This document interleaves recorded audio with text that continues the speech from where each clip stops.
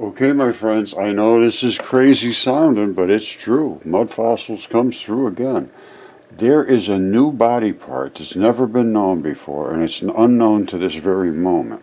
I'm going to show it to you in a microscope. It is the interlocking flap that holds your organs and body parts into the superstructure of your body. I'm going to show you that part right now in the microscope. Okay, there it is, my friend, right there. That is the lock that locks this organ, which was a lung, into a body. Now, let's take a look at this lung. And here it is right down here in the microscope. And then I have a batch of them over here that we're going to be looking at. And they all have the same latch on it. They all have that same exact lock right there. Otherwise, they'd be floating around in your body. All right, here's the cool thing. This lung is a mudfossil, and the fascia is gone. Normally they never see a lung without the fascia on it.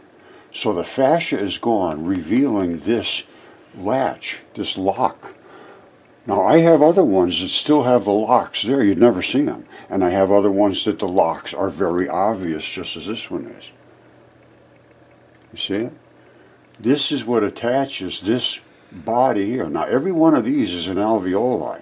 We're going to go look at this as an anatomical representation, but all of these little holes are alveoli holes, and they fill in with silicates. I have one that's completely filled in with silicates, and one I have them in every phase of deterioration. Every phase. I mean every phase. All right. This is a representation of a lung. This is a lung right here. And these holes right here, these little dots, if you can see them, and we're going to get in closer, you'll be able to see better. But all of these holes would be where the air goes, and the blood, which is this red blood all over, would wash around these walls and absorb the oxygen into the blood. So these are air holes. These are supposed to be holes inside, alveoli, holes. Now, so this is a lung, deteriorated to a point where the holes are completely open. Now, this is the lung I was showing you in the microscope. There's that little triangle. I don't know if you can see it from this far away. But if you see this cavity right here, that is basically what you're seeing here. I don't know what this thing is from, but they all lock on the bottom. And this is where the air would have come in. I don't know if you can see that either. Let's come up close. You know, I just want to make you understand. These things are still found today. Meet your interstitium, a newfound organ. This is just 2018. I saw these structures inside my mudfossils years ago, 10, 12 years ago. And I got a hold of an autopsy anatomist, and we talked about this, and it ended up being that it was fascia. He said, well, you know, that's fascia. And I could see all these balls, but I mean, I could see them in just, you know, the huge things, not little tiny things like this. Now, they never saw these before, because what they do when they take an autopsy, they take and they, look, it says the researchers said these fluid-filled spaces had been missed for decades. And the reason is, when they take slides of these things, they squish them and clean them out with all kind of different chemicals, and they just missed everything. So it says this is the new image that now they can see it while the thing is still alive, and they can see all the things that they missed. All right, so this is just 2018. Meet your new organ, and they still haven't even claimed this as an organ. It says right here. It says, the researchers are calling this network of fluid-filled spaces an organ. Interstitium, however, this is an unofficial distinction that for a body part to officially become an organ, a consensus would need to be developed around the idea as more researchers study it. Well, if you can't see what I'm showing you, and you can't see, well, let me show you about the interstitium. You don't have to do a whole lot of study. You just got to take a look. All right, so don't forget, this is just 2018. It says the completely new concept, and this is Dr. Nathanson of Chief Digestive Section of Yale University School of Medicine. from the evidence they present, it's quite possible they're correct. Well, it's quite obvious they are. And I can show you why that stuff is there. It's there so you can stretch and come back and pull and all that business. It's a webbing of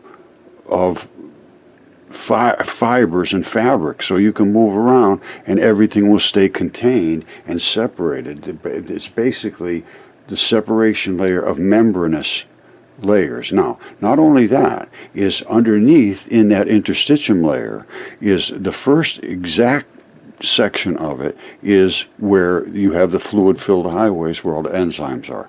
Those are the things that keep your body working correctly in that interface between giving and taking. The enzymes are the key factor. And now it's a whole new study of click chemistry. I'm a chemist, I'm a physicist, I'm a biologist, I'm an anatomist, I'm all those things. You have to be all those things, and I study them. I don't need somebody to tell me what to do. I know how to do it. I know how to study and find out what's correct and what isn't. And I was the one that really discovered interstitium 10, 12 years ago. You know, I didn't consider it a new body part. I just considered it part of mud fossils. And I contacted a guy who was the top anatomist as far as fascia goes. He was the only one studying fascia. They just didn't know. Well, wait a minute. There's something in here that talks about it. Hold on. All right, here's right here. Previously, physicians had somewhat nebulous understanding of interstitial space. They knew it was a space with fluid outside the cells, but no one had ever entirely explained what this means. The new study did a nice job of trying to define it. Well, that fluid is a fluid-filled highway that sends the enzymes to where they're needed to attack the invaders. That I still don't think is understood. Okay, I can see this all the time in my mud fossils, and in the smaller ones, the bigger ones, and I mean big ones. I'll show you in a second. This is the mucosa, skin, whatever. It's the membrane layer, and then just below it is this fluid-filled highway. It's fluid-filled. They don't really show it accurately here. It's a little layer of fluid-filled stuff that was where the enzymes live. Then below that is the interstitium. Now, this is a blow-up of this. All right, you see all the little balls? This area here is this arrow here. So this is a blow-up of that. You don't see the balls. You see them here? These are the balls that are the ones that are in that webbing. Now, where else do they exist? Well, they exist within inside this webbing. This is a closer shot. Now, where else do they exist? Well, they exist right here on Earth. You see that? Take your time. Take your time. All right, chill out. That's the mucosa. Skin, whatever it is, one or the other. And this is the interstitium. That's the interstitium. Now, the balls were in the walls, but now the balls ain't in the walls. They're laying here because it eroded all of the cheap stuff out. These are the tough stuff. Now, what happened to the cheap stuff? It turned into mud. It's pretty obvious to me. If you got to have a whole consensus of people to agree on this, I don't know, you know, that's fine. You can argue it if you want, but I don't see how. And these are the same identical balls that were up above here, right here. That's it. That's it. And now they say, wow, we can see them. Well, yeah, I knew these were here. I didn't care about being a new organ or anything. But I also found this latch that locks the organs, and it appears to lock the meat into place too. So it may be a completely new organ, just like the interstitium. Okay, so I think I can claim that I do know my fascia, and I do know my pleura. In lungs, this is pleura. It's a very dense fascia. In other areas, like on bones, like this, it's a thinner fascia. The ancients used to call it tunica. And you see this? It actually has a seal here. I find these seams where it appears they're growing from that seam, or they're attached to that seam or something. They have seams in all of them. All these things have seams. Anyway, I discovered the process that created these soft tissue body parts that didn't rot. They didn't rot. Even just like this goose, my goose here, my friend Caesar, didn't rot. These are feathers, and there's his feather pattern right there at the top of his head. I believe it's a goose. I could be wrong, but he's Caesar Augustus to me. And there's his throat right there. And that stuff turns into basalt. The outside layers turn into what is called feldspar. Feldspar. All right, look it up. It's every one of them. Every feldspar was created by collagens. Collagens are the stretchy, rubbery things that coat your organs, they coat your skin, they coat your hair. Feldspar is aluminum silicates, which is some chemistry, that invades that gooey stuff, and it turns it hard. And when it did, it was in a hot water flood. All this stuff was in a hot water flood. It happened 3,500 years ago. Velikovsky found out the evidence that all over the world this was recorded. So that's what I'm going with. And I can tell you, every one of them's flat on one side, flat as a pancake, and they were all parboiled, which sets them up to be dried out and hardened up like a rock. See that one? Flat too. Every one of them I have is flat. Virtually every one of them. Now, and this was all recorded, so I'm going to go with that, is how they happen. So don't tell me, oh, this is impossible, because it is possible. It has happened. They are here, and this is a new body part as far as I'm concerned, which is this little flap at the bottom. They all have it. Every one of them. And I have a ton of lungs here. Lungs preserve very well. You know, see this? This is where the bloody part of the latches comes right around the lung here. You see it? You might be able to see it better in this lighting, I hope. But that's that latch. All right, and I showed you the one that's on here. That's the little tiny one. Now, the cool thing about this is we're down at the alveoli. Those little tiny holes, those little tiny, I'll put it in the microscope in a second, but these are all inside, underneath this heavy dense layer. So the dense layer is gone. It's gone. It's out. However, what did it leave? It left this latch, which is the latch that latches all these lungs in place. So all of the cheap stuff went, and it left the heavy duty stuff. And that is the thing that holds you in place. Otherwise your lungs are going to go flying all over the place, and you're not going to have a good day. All right, so just like the interstitium, they never see this. You don't see this on this lung. This is the kind of stuff they're working with. There's lungs like this. This thing here is so perfectly preserved, it's almost transplantable. The college, it's absolutely flawless. Flawless. And this one here was in a different type of a condition where all of that stuff just went away. And it solidified inside. I can't tell you the process, how all of these different things solidified differently, but this might have been in an area where there was a lot of acids, and it ate away at this and left what was inside and made that stable. But the stuff inside went stable by crystallization. You'll see it in a microscope, and that latch came with it because it was not part of the fascia. So it is not part of the superficial fascia. As far as I'm concerned, that's a given right now. All right, here's the cool thing. This is a chunk of literally meat, and I have that in the microscope. The microscope's way up here, but it's down there. Now we're going to look at that up here. Check this out. That's that same latch. Now, it's on meat as well as the lung. And apparently, this particular chunk of meat was attached to like the chest or something, and it went over to the bicep, or I don't know, something along those lines. But you can see it's the same stuff.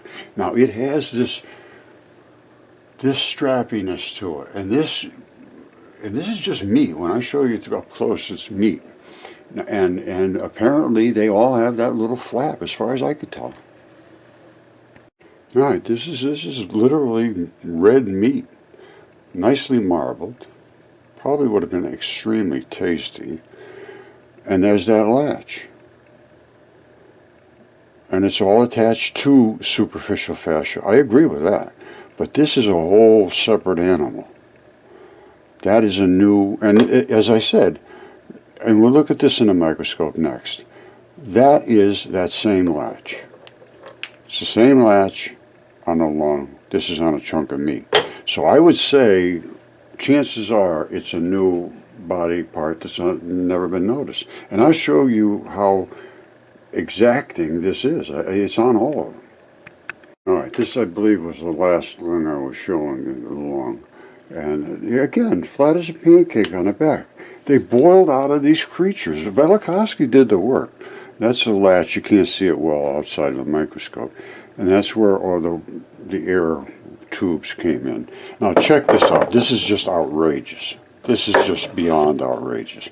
Don't forget, this is the little one. And that one there has the latch. And I showed you the top. Now, this is just unbelievable. This one here is almost transplantable. It is literally flawless. Every bit of the pleura and this dense fabricy rubber here, this pleura that does this 24 hours a day, it has to. It's really tough and fabricy. Now, below that, you have the alveoli. Those are those holes. Remember the holes? That's this. Well, sometimes they don't petrify openly like this. They do this. You see, remember I showed you this lung here? And that quartz filled in there? Because there was holes in there and it just was convenient to fill in with quartz. The other ones attached to the blood and became whatever the chemistry working with the blood worked out to be. But the holes turned into quartz. They call them quartz veins. They're quartz arteries mostly. The veins are plugged off. Now, so what are we looking at here? We're looking at the alveoli. Each one of those is one of these little dots. Remember I showed you all those little dots? And of course that's where the entryway was. And that's the latch that I'm talking about, that I want to name the Spurrlock. I'll take credit for it. Now, they all had it. Now wait till you see this. This one here is halfway between the other two. It was in a condition where this is worn off. All of the pleura is worn away, but here it is. You see, I told you it's dense and thick and heavy duty. Look at that. That is a rubber bag, my friend. That is a heavy duty rubber bag, you know, the tough one. Now, see this? That's the Spurrlock right there. That's the latch. Now, how can I prove that? Watch this. Watch this. This is her. Look. You see that? You see this? This is just too outrageous. I can't help myself giggling every time I look at this stuff. I really can't. Look at that. It's the same as this one here, too. It's the same as all of them. They all have the same thing. And then, as again, now this was when I thought it was really interesting, because the meat does too. This is just nothing but meat. So is this attachment something that should be examined closely? Because I do know also that I have found that there's a different, like a yellowish, orangish chemistry that is right at that spot of the attachment. There's some chemistry there that, who knows, could be important. By the way, that was DNA test and CAT scan and everything else. That's a lung. I mean, it's right here. Anybody wants to contend it. Right there. as flat as a pancake. They all did this. Velikovsky said there was a great flood, saltwater flood, recorded literally every culture on Earth, 1500 BC. That's not long ago. That's 3,500 years ago. And it was boiling hot salt waters, and they created all the mud fossils. All the creatures were boiled up, basically, and what ran off them was mud.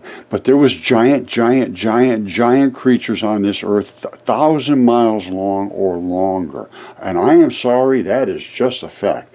You saw the interstitium and the walls of United Kingdom over there, Huntington's Beach or Huntington's Cliffs.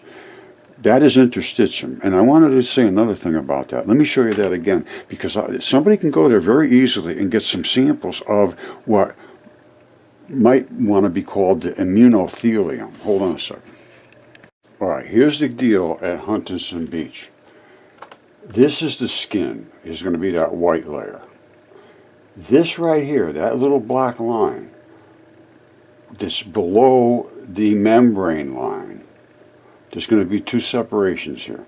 And below the bottom one will be the immunothelium, if we want to call it that. So a friend recommended, well, why don't you call it the immunothelium? I said, well, that's not a bad idea, because that's what keeps you immune from invasion. You could get cut up here. You got about 1 million layers, and I'm talking literally thousands of layers. People have no clue how many layers you have here. Then you get into the barrier layer. Then you get into the troops. This is the troops. The enzymes are the troops. And this is a fluid-filled highway, and it moves quick. If you take pills or drugs or pin pop or whatever they call it now, and you get into that layer, a couple seconds later, you're feeling it. That's why people snort cocaine pretty quick. Their whole body's tingling, because it's in this fluid-filled highway. Very, very fast. And what is in there is enzymes. Enzymes attack invaders. And they notice, if you look up, well, I'm going to do it, I'll show you now, because this is important to understand this. And what I'm finding from mud fossils is just, it's unbelievable, because it's things they have never seen before. I'm seeing them petrified as something I can study and look at and actually extract blood from and everything else in their complete form, just like this. And I don't have to be careful about infecting anybody or anything. I mean, I've never gotten sick from them that I know of. And they are gigantic things. This is a hair follicle. That is a hair follicle. The hair is growing right out of here down the bottom. It swirls around like this and comes up through the top, and this is the skin layers, and there is thousands of layers of skin. This is the erector muscle, they call it.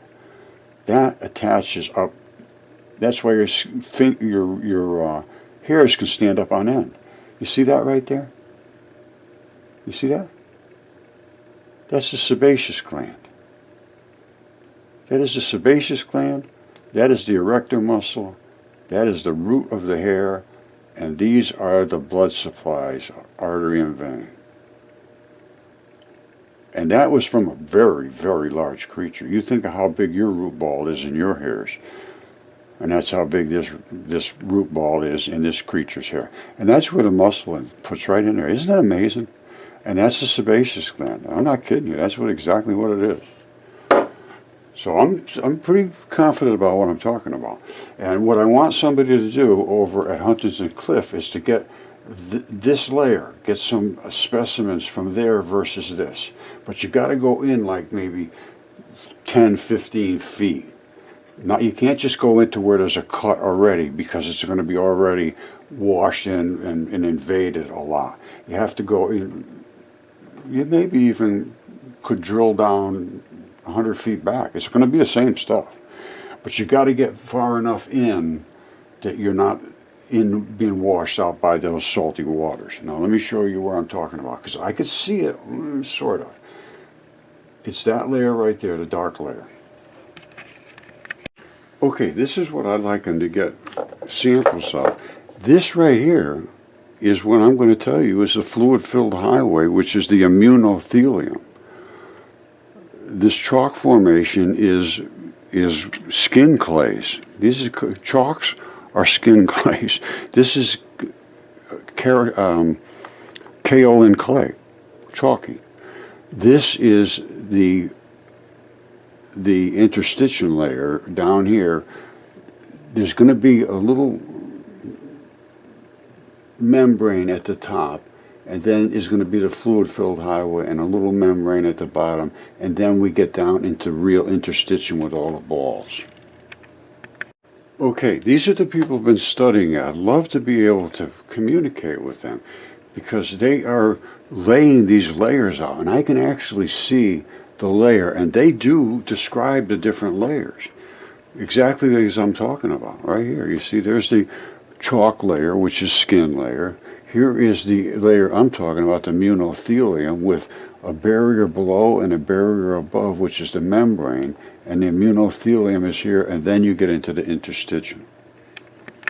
See, this is up close and personal. That's what I want to see. What does this consist of versus this? We know this, well, I know. This is the skin layer, and you see that line right there? There's going to be like a membrane that'll separate this from that, and there'll be another tiny membrane at the bottom that'll separate that from this. Things are going to have to go in and out. There's a lot of complication to these membranes. They are not simple. Then this is what the actual thing is when you get further away from it. This is what you see. Like I showed you before, all the balls are eroding. But the top layer right at that very edge of this coming down to that is where is the Immunothelium, I believe. And of course those are all the interstitial balls that I showed you before. You see that? That's skin clays. That's what they make the fine china out of. It's just as slippery and slimy as can be. And these are the colors of people. Those are the kaolin clays, kaolin. Here's some with blood in it. You see it?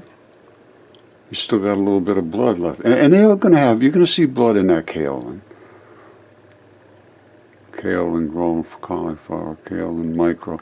This is what kaolin looks like when you get to the microscopic level. Look at this. There's thousands and thousands and thousands and thousands, and I can't say it enough times, of layers. Look at this. Look at that. This is so microscopic. There's nobody's ever seen this because, you know, all right, now. And that is what's in your face. You want to see something? What's near your hair? Hold on, watch this. All right, here's what your hair is. It's coming up through, and it has that erector muscle. Remember I told you there's a muscle attached? There it is right there. That's where that muscle attaches, so your hair can pull this way and that way. Remember I said there's a sebaceous gland, this thing, this little gooey looking thing? That's it right there. All right, and there's your hair wrapping around, coming out the top. So this is basically that ball now, and it's from a good-sized creature. And that, again, this just tripped me out when I saw that. Freaking blew my mind. Now, up here is your skin. Well, what is your skin? You just think it's one big sheet of skin? No. This is literally a mind blower when you start digging in deep. Look at this. This is what your skin looks like. Imagine that. And that's just nothing but clay. That is nothing but clay. When they peel off of there, they turn into clay. And that's what this is, one of these things coming up through here. And there's all kinds of layers. If in a microscope you can see all those little tiny layers, same thing, it's identical. Look at that. That's what your skin looks like.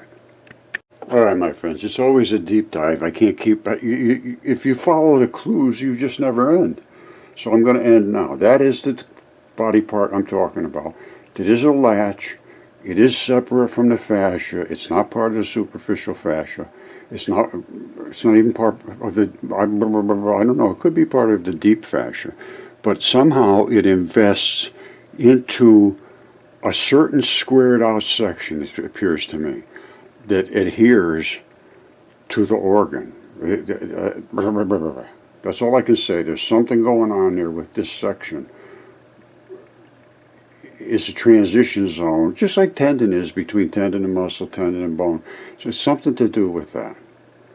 and it locks it right up the line here, right in place. They all have it, so I'm saying it's a new body part.